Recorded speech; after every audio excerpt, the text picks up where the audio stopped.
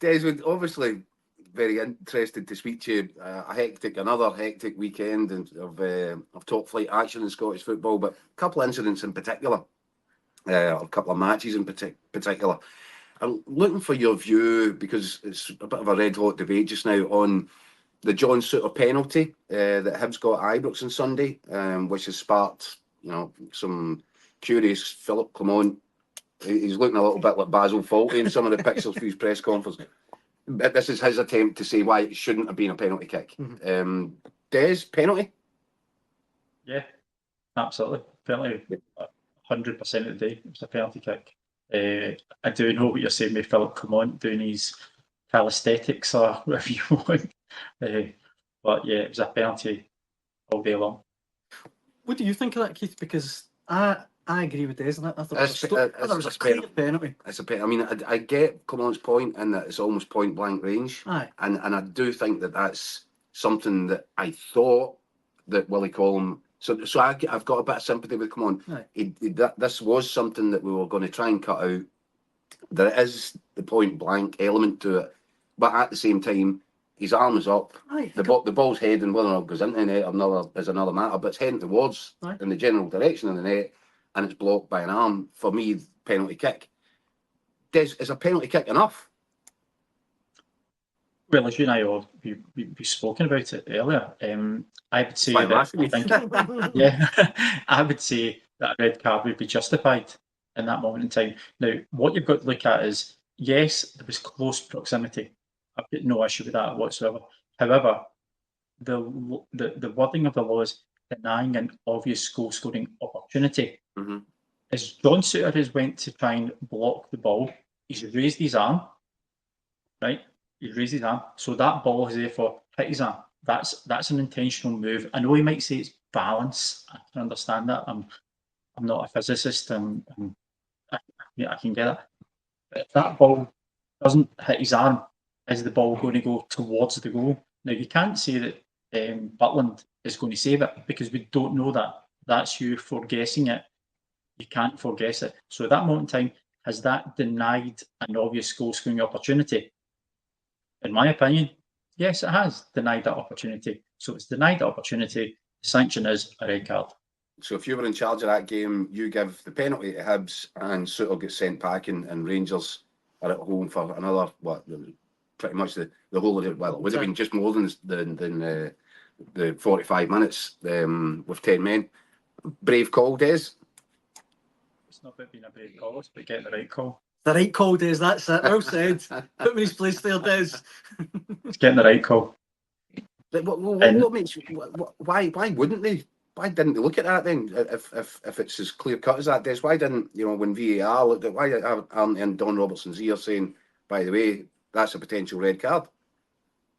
I think they should, but I don't know. I wasn't there. I wasn't in Clydesdale House. I wasn't in privy to that conversation. But I think that should have been the conversation that was taking place. Mm-hmm. If that situation's occurred, I mean, let's turn it on its back. If you guys are there and you know the wording of laws of the game, what would you expect then? It's denying an obvious goal scoring opportunity. Yeah, we're a bit vague on the exact wording of the rules. Journalists like to keep it that way. Okay, that's interesting. Can we move down the road, down the M77 to Rugby Park? Des, because that was an extraordinary afternoon, wasn't it, for Craig Napier in charge of Kilmarnock versus Dundee United? Yeah, well, let me just put it here right now. I don't think I'm going to be on Craig Napier's Christmas card list at any point, particularly soon. I think it was a collective. It's not just on Craig Napier. I think it was a collective. It was a collective match of issues decision that made quite a few strange decisions in this game. Well, I mean, it was Craig Napier that chops off. Was it Dundee United's second goal for a foul that I don't think anybody needed a remote control and a separate screen to realise it wasn't a foul, and that's the in-game decision making that causes that's problematic in the first instance, isn't it? Absolutely, it was a clean tackle. There was nothing there. And from the footage that I've seen and footage that we've all seen, there was nothing blocking him to make that decision. It was just a good challenge, and then to allow play to continue for a goal getting scored 10 seconds later, or whatever it may have been, it was just wrong. It was completely wrong. So there's no mitigation on that one. The mitigation should be that the fourth official should have gotten there earlier, or the VAR should have gotten there earlier. Yeah. I mean, you weren't messing your words earlier, did you? You reckon this is one of the poorest refereeing performances you've seen in the top flight of Scottish football for, what, quite some considerable time? Yeah, and I'll hang my hat on that one. Yeah, I think it was unexplainable. And obviously culminating in the Dundee United's late equaliser again, hard to fathom. Honestly, I don't know where Kilmarnock are getting a break this year. I'm probably wearing my lunch T-shirt in sympathy for Kilmarnock tonight. But again, that wasn't a penalty kick. No. Nobody in the world was looking for that. Nobody in the world can see where there was an issue with it. I just think Craig Napier had a bad day at the office, and unfortunately, he's had a few too many.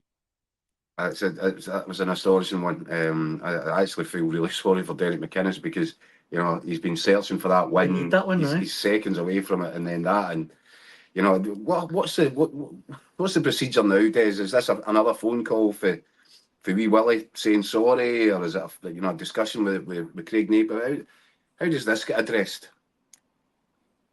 I certainly don't.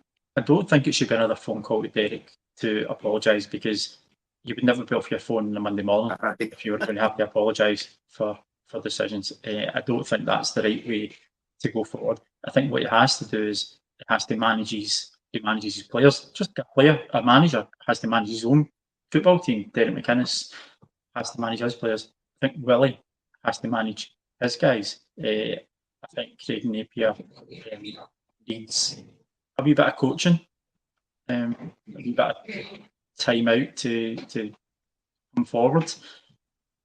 What do? You can only work with the guys you've got. So unfortunately, the refereeing department doesn't have a transfer budget to go and bring guys in for somewhere else. You can only work what you've got, and you've got to try and make them better. Yeah, but if you're not performing, you don't play. Yep, totally agree.